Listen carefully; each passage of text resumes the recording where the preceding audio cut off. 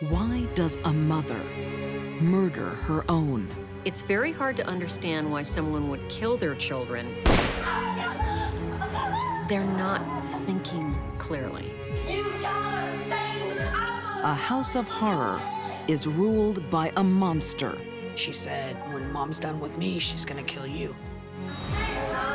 A high-flying mom turns on her family. I think that in that moment, she did a monstrous thing. And this killer is a collector. I could see the eye and the nose and the mouth of a little baby. These deadly women kill their own flesh and blood, breaking the sacred bond.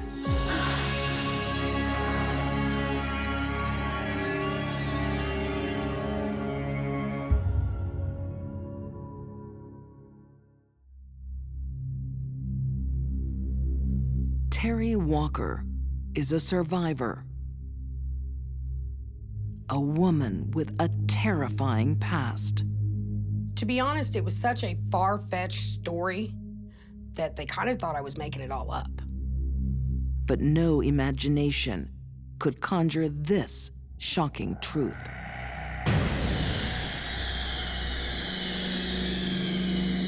Or the identity of the killer. She was my mom.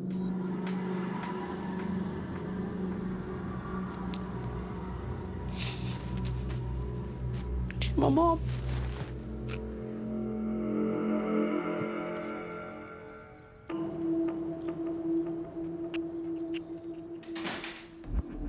"20-year-old Susan Noone always enters the family home with trepidation. Decided to come back, have you? Huh? And just look at you. Her younger sisters, Sheila and Terry, are on edge too. Look at this piece of crap. Shut up! My mom's personality was Jekyll and Hyde.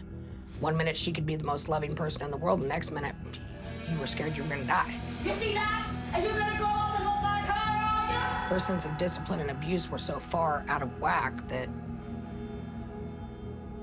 it's just unbelievable.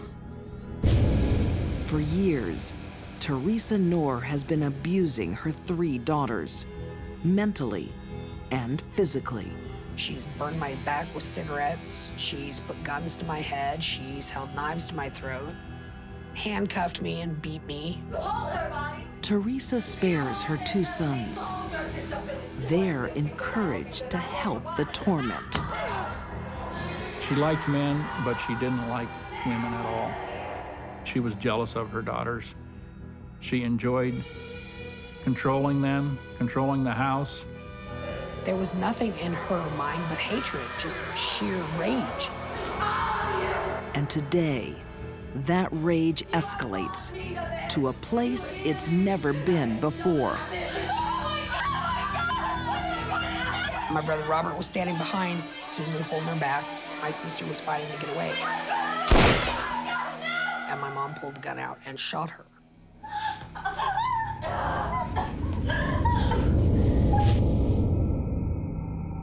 What could drive a mother to shoot her daughter? She was delusional and paranoid. And people that are delusional and paranoid should not be raising children. They are dangerous. Teresa's terrifying delusions are symptoms of a mental illness. She's schizophrenic. Schizophrenia is a mental illness that is believed to be some kind of genetic defect, chemical imbalance. People that get treatment can see symptom relief from the delusions. But Teresa wasn't getting treatment. And it grew, and it festered, and it became worse. She believes her daughter's youth and their beauty are destroying her. She thought her daughter, Susan, had cast a spell on her, and that spell was making her gain weight. Teresa thinks a bullet will stop the spell. Teresa felt that Susan was the devil. She would try and tell the other children that she could see horns coming out of Susan's forehead. Susan isn't dead. She's seriously wounded, with the bullet lodged in her back.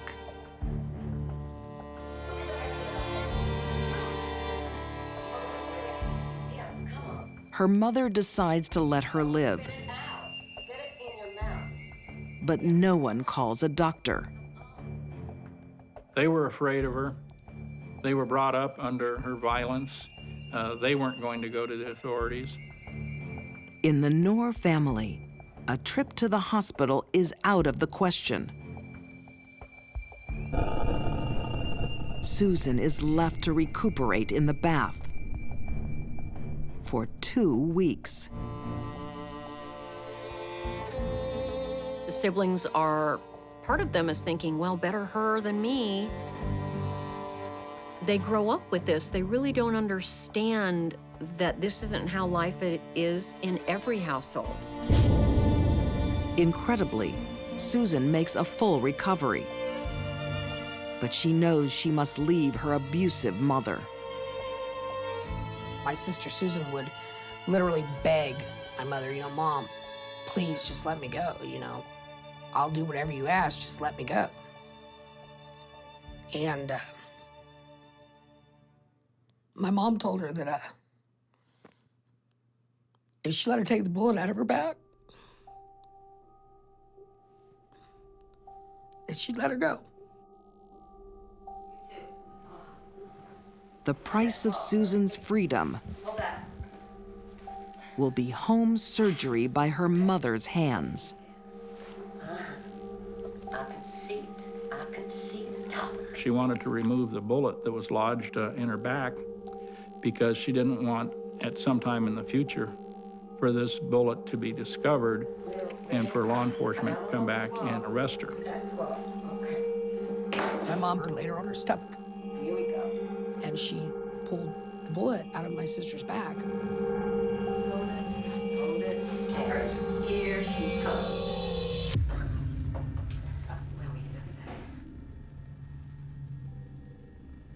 Why in the world Suzanne said okay to that is beyond me, but it does speak to the complete domination and control through fear that those children had of their mother.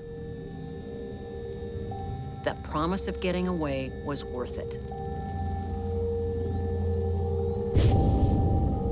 Instead of gaining freedom, Susan becomes gravely ill, sliding into a coma as her body fights infection from the kitchen surgery. What comes next will be almost relief. Taking her and her possessions, putting her on the top of all of her possessions, pouring gas on her, lighting a match.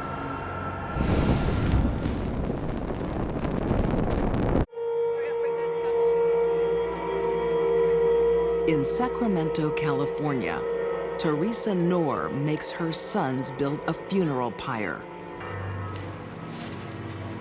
Driven by schizophrenic delusions, she has already shot her daughter,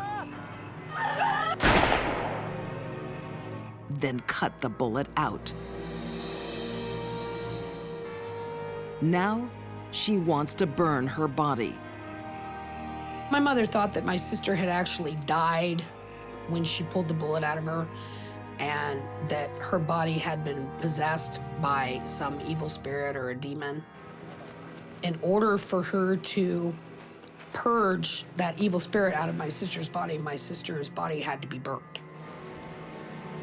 All of her possessions and her had to be burned in order to free her soul.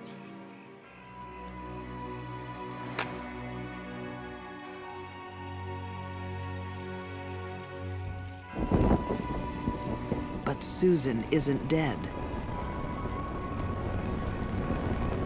She's in a coma. Her mother is burning her alive.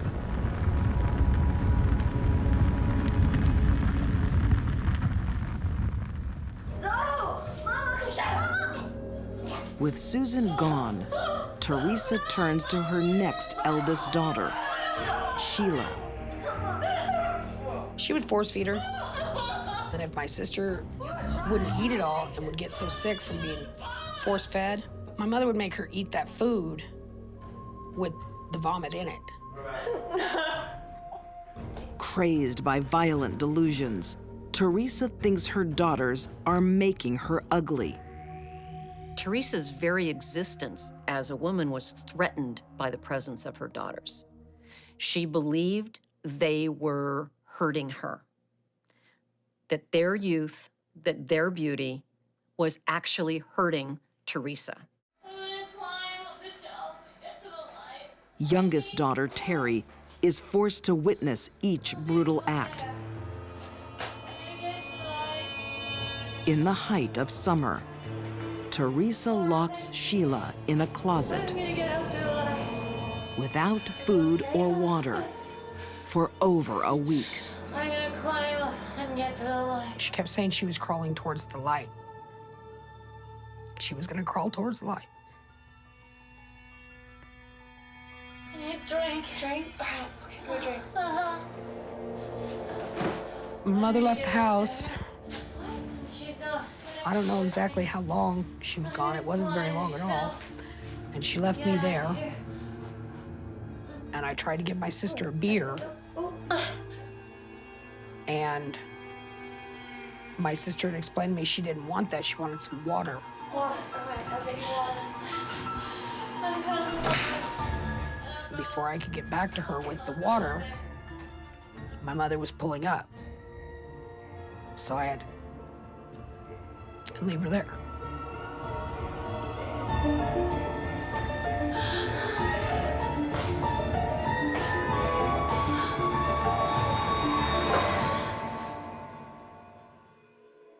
Beaten and bound, Sheila dies at just 20.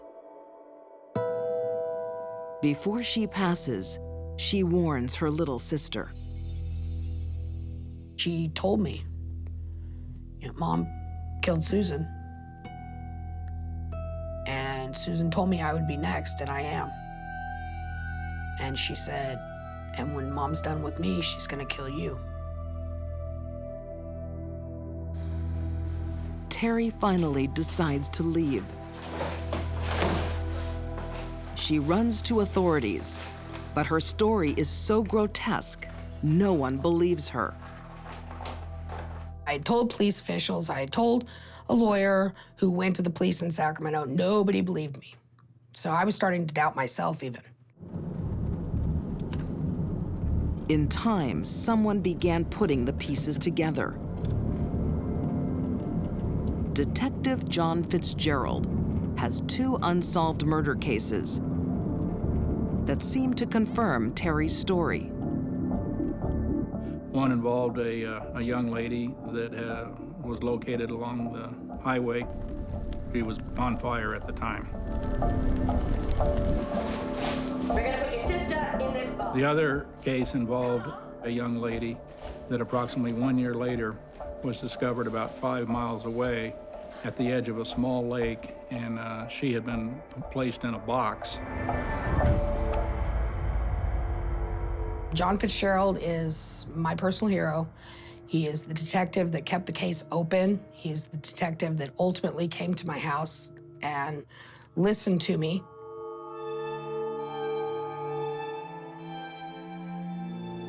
Terry told me that the 2 ladies who were killed in our area were her older sisters. She told me her mother was responsible for these 2 killings. In my mind and in my heart, I felt this was very valid information. She was telling me some things about these 2 crimes that nobody would know unless they were had some very close connections to them. Terry's testimony and Detective Fitzgerald's tenacity end Teresa Knorr's reign of terror. We obtained arrest warrants for the mother, Teresa, and for the 2 sons, William and Robert. Son, Robert, is given 3 years jail. William Noone is placed on probation. Teresa pleads guilty to both murders. Her mental state doesn't alleviate her punishment. She's currently serving consecutive life sentences. Did Teresa love her children? At times, she probably did. But far more powerful than any love she might have ever felt for her daughters was the delusion that developed that her daughters were a threat to her. Terry Noone serves her own life sentence. Still affected by the horrors of her childhood and torn by the love that every daughter feels for their mother. There's nothing she could ever tell me that would ever make me understand why she did what she did. But forgive her? Oh yeah, I forgive her. And I do love her. I always have.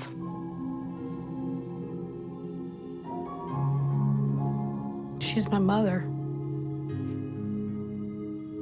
That's it.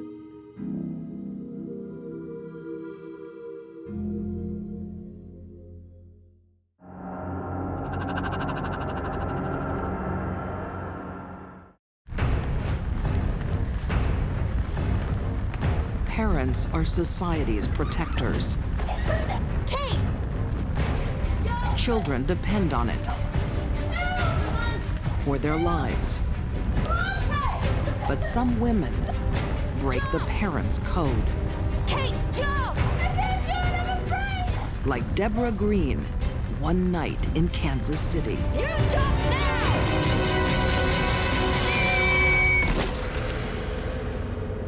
The victims were children who were innocent and depended on her to take care of them. She betrayed them.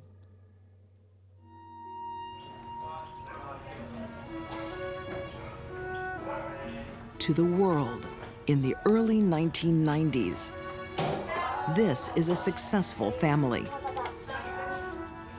Dr. Mike Farah is a promising cardiologist. Kids Kelly, Tim, and Kate are happy and confident. Their mom's a doctor too. Oncologist Deborah Green. But beneath the surface lies danger. I think most people would look at her and see Deborah Green as a successful oncologist, but she was perhaps tortured with issues involving alcohol abuse, mental illness issues, and emotional maturity issues. Deborah has been a straight-A achiever all her life. But medicine demands more than just smarts. No, this is not right. Deborah Green's biggest problem was Deborah Green. Deborah suffers severe mood swings, lashing out at colleagues and patients. Do it all over again. And when the lows hit, she turns to alcohol and narcotics to stop the pain.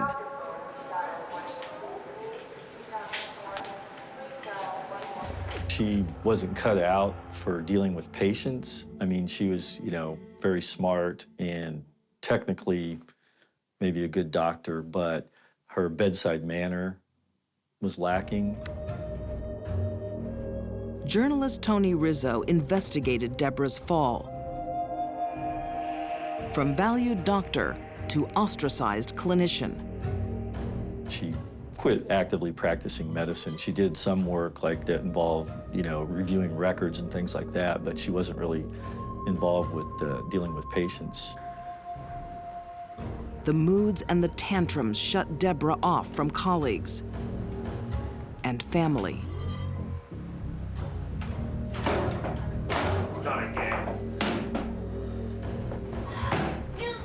She rose to a pinnacle very early in life, But her personality didn't keep up with it.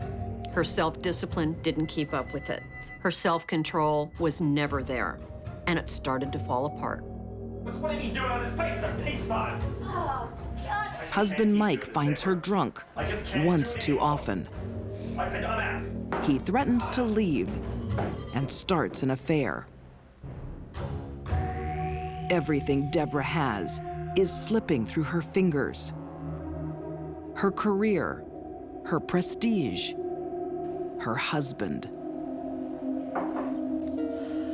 So she starts planning retribution with a deadly poison. She used ricin, which she obtained from seeds of the castor plant, which is an ornamental plant. And it was apparently crushed up and put into the food that she served him. Want some? Yeah, thanks. What's else, sir? Chicken. Ricin is probably one of the top 1, 2, or 3 most toxic substances that are naturally derived on Earth. There's so much pain and suffering associated with ricin poisoning. This is a death that punishes. Within hours, Mike Farah's body will react violently. The toxin attacks all the cells that line the gastrointestinal tract, the esophagus, the stomach, the small and large bowel, if it makes it that far. The person becomes rapidly dehydrated, they have terrible abdominal pain, and then rather rapidly their blood pressure will drop, their heart rate will increase, and unless they get supportive medical care, they're going to die. But Mike is not the only person on Deborah's hit list. Can't imagine how frightening, terrifying, few moments that was for the children.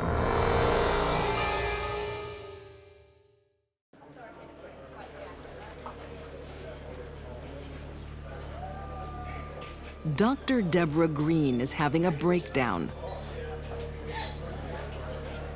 She has a history of depression.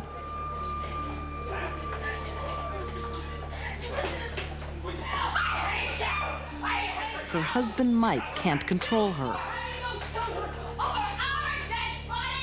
Mike had taken Deborah to the hospital in an attempt to have her mentally committed. Mike has found poisonous castor beans in their home and thinks she's trying to kill herself. The doctor examined her and determined that it was a family dispute and was not something that would be a mental commitment situation. Mike doesn't realize the deadly poison was meant for him.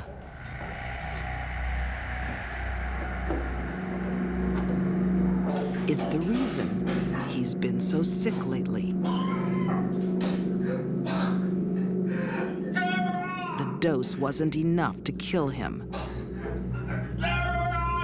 But his wife hasn't finished yet. When Michael tried to commit Deborah Green at the hospital, she made a statement to him that you will get the children over our dead bodies. Exasperated by his wife's behavior, Mike moves out of the family home. But the arguments continue. At about 11:30 p.m., Deborah and her husband had a heated argument over Deborah's drinking and issues with caring for the children. Mike threatens to take the children, and Deborah snaps. Deborah's need to punish Mike superseded any love she might have ever felt, if she ever did, for her own 3 children. The best way to hurt Mike was to kill the kids.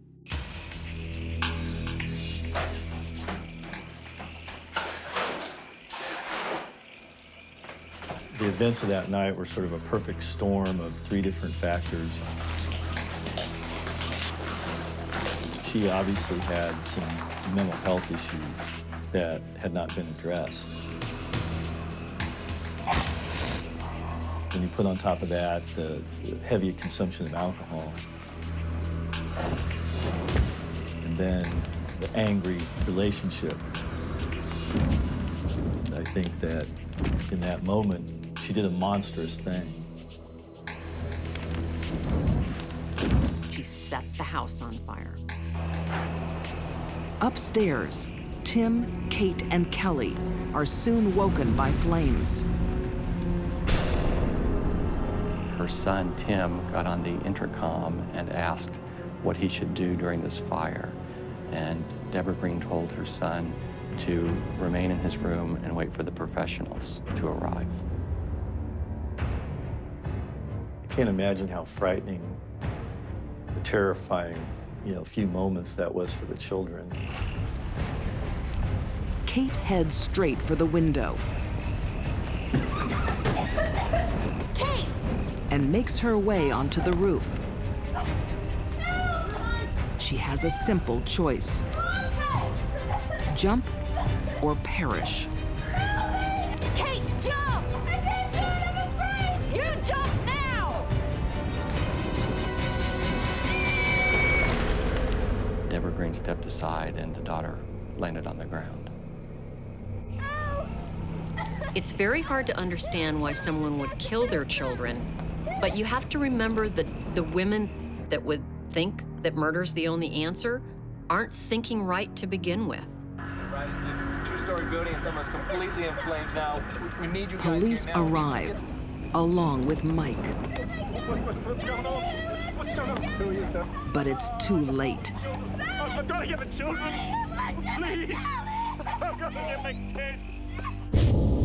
Lying dead in their bedrooms, where Mom told them to wait, are 13-year-old Tim and 6-year-old Kelly.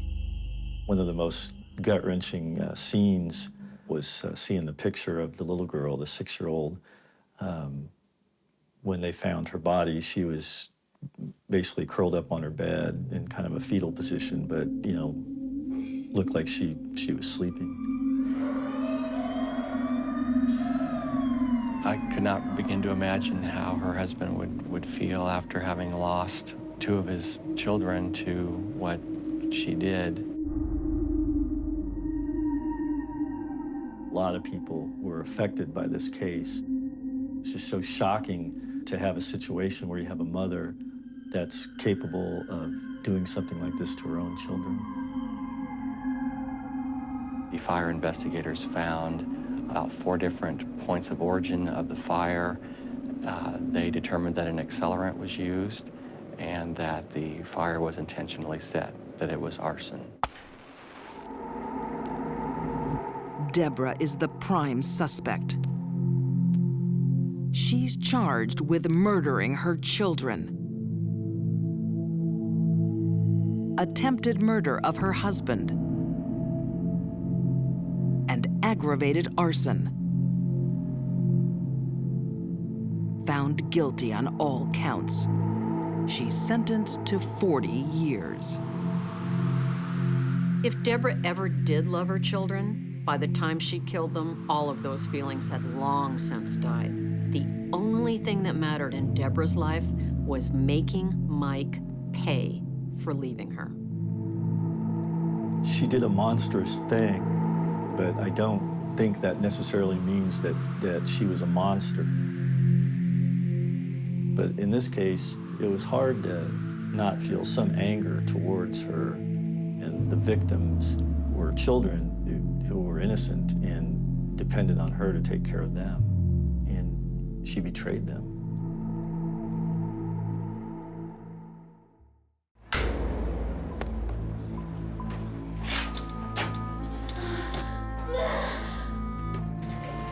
Murder can be found in the most surprising places.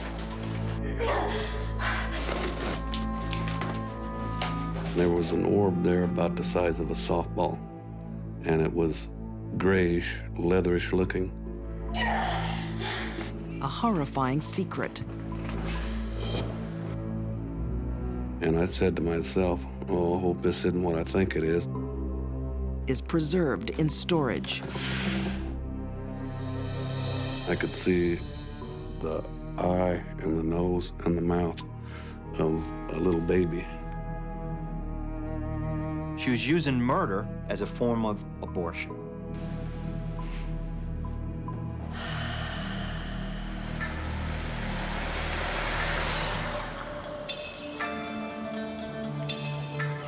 In the early 1970s, at Conneaga Lake, upstate New York, Diane Odell is a young woman giving in to her desires.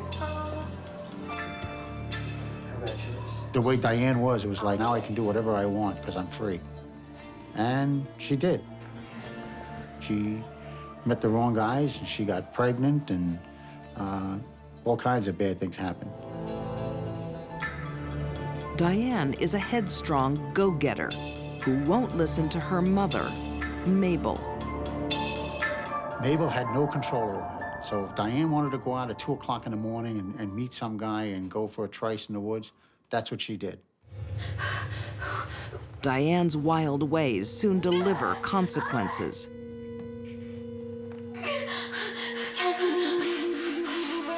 A teenage pregnancy with a terrible aftermath. I think that Diane Odell did not want this baby, and when this baby came out, she was alone, and she murdered this baby.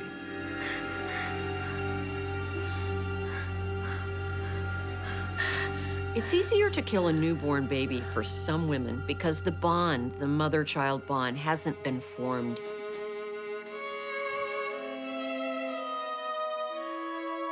For most women, though, that bond starts forming the moment she finds out she's pregnant. That did not happen with Diane.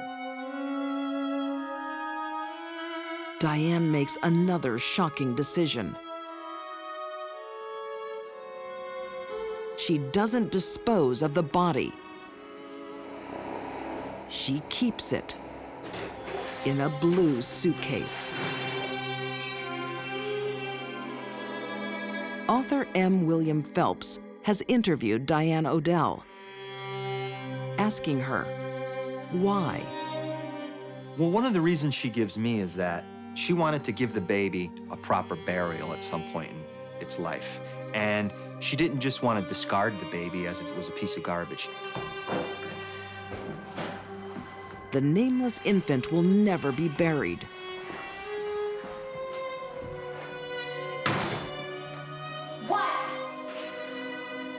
For the next 15 years, Diane takes the corpse wherever she goes.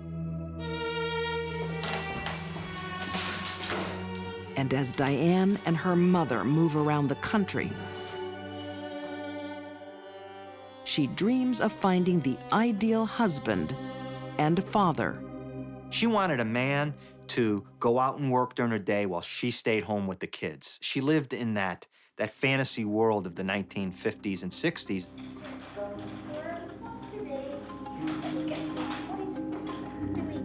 For 5 short years, she finds that dream.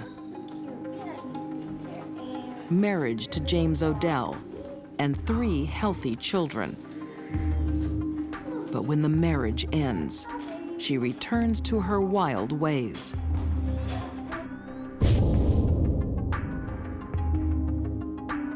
So Diane is again without a man in her life. She's got 3 living kids and 1 baby in a suitcase. And she gets pregnant by, she doesn't really know who. She's sleeping with so many different men at the same time. Her 5th pregnancy is a problem. With no husband, another child is another burden. But Diane has a solution.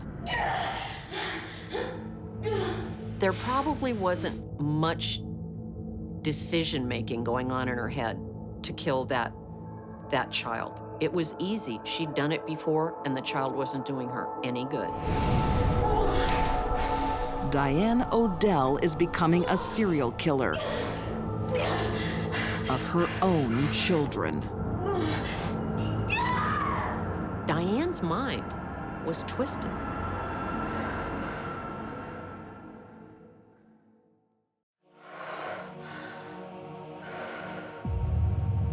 Diane Odell has her own solution to unwanted pregnancies: murder. Smothering an infant is very easy. They can die without much effort at all. With most infants, if something is placed over their mouth or nose, their exhaled carbon dioxide is then re-inhaled in. And subsequently, the child becomes hypercarbic, which is increased carbon dioxide. Death ensues shortly thereafter.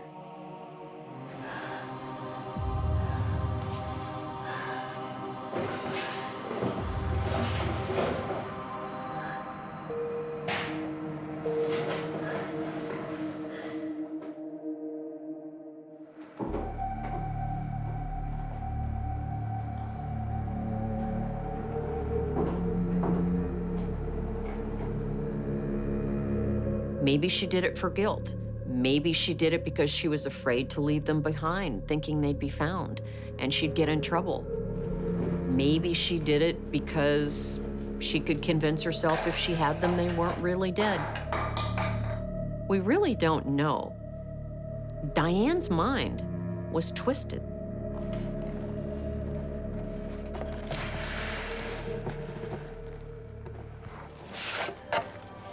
Diane's preserved victims have one thing in common: their fathers weren't around before they were born. Whenever there's a paycheck around, she kept the baby because the baby could then, what? Provide her with money. The dad was bringing the money into the house.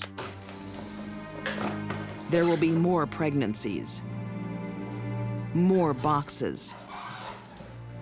Eventually, Diane has 4 dead babies. Basically, for Diane Odell, whenever she got pregnant and the father of the child wasn't around, she murdered that child. She was using murder as a form of abortion.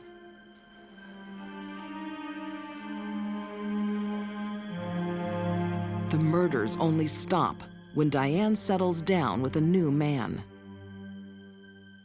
and has 4 healthy children.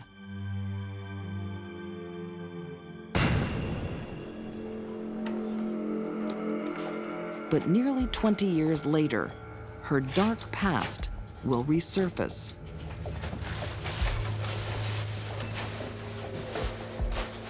Diane has abandoned her personal possessions in an Arizona storage facility. When she doesn't pay the rent, the contents are sold.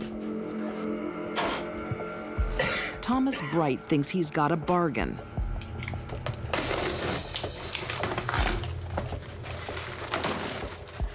I got a whiff of a musty smell out of it, you know, and there was some brown, flaky material, too.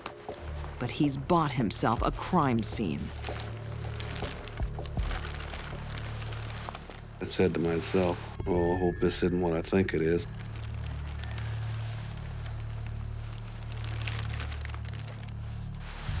And I pushed the bag a little further apart, and I could see the eye and the nose and the mouth of a little baby.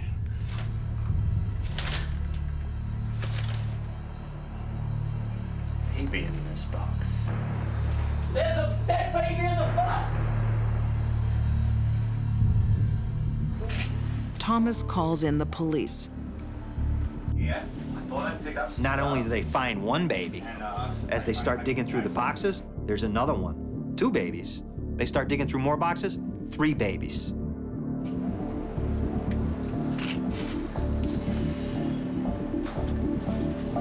Along with the bodies are documents and effects leading straight to Diane Odell.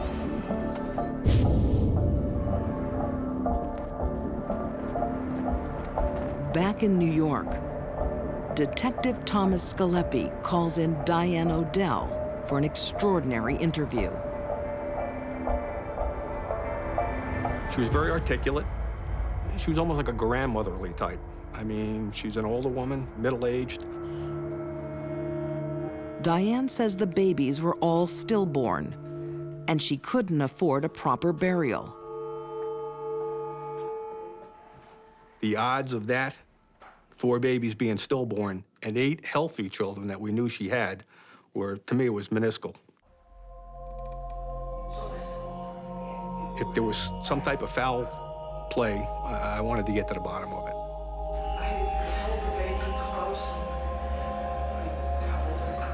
If the babies were stillborn, we had absolutely no charges. We had no charges against her at all. If the babies were born alive, naturally we had murder. After more than 20 years, Diane is their only lead. Forensic testing of the remains can't distinguish misfortune from murder. It is a determination that is extremely difficult to make, and a determination made years and years later on mummified remains would be virtually impossible. But Diane will make the key admission. How did you feel about that? The baby cried. The baby cried. The baby cried. That's when she told us that, yes, the baby did gasp and cry. She eventually told us that all 3 babies gasped or cried. The babies cried. When they were born, they were alive. The only way they can build a case against her is if Diane Odell puts a noose around her own neck, which she just did. She asked me, what do you think is going to happen to me? I said, Diane, what do you think should happen to you? And that's when she just looked at me and she says, I think I should go to jail. Diane Odell is found guilty of 3 murders. She's serving the sentences concurrently. Over 25 years. I think there was more to it than simply killing them because they were illegitimate. Most mothers love their child no matter what the circumstances of their birth are. Diane did not. I was stunned. If you didn't want the child, give it up. There's agencies that could take the children. You don't have to kill them. Even Diane's brother, Richard, finds it hard to forgive her. I have no remorse over where she is. I was probably one of the first to applaud when I heard the verdict. She didn't deserve any mercy. Not for what she did.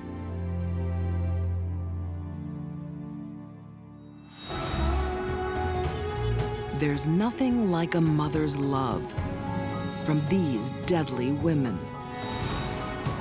Driven by delusions, Teresa Noone destroyed her daughters. Deborah Green slayed her children for warped revenge. And Diane Odell callously snuffed out brand new lives. They murdered the very children they gave life to, breaking the sacred bond between mother and child.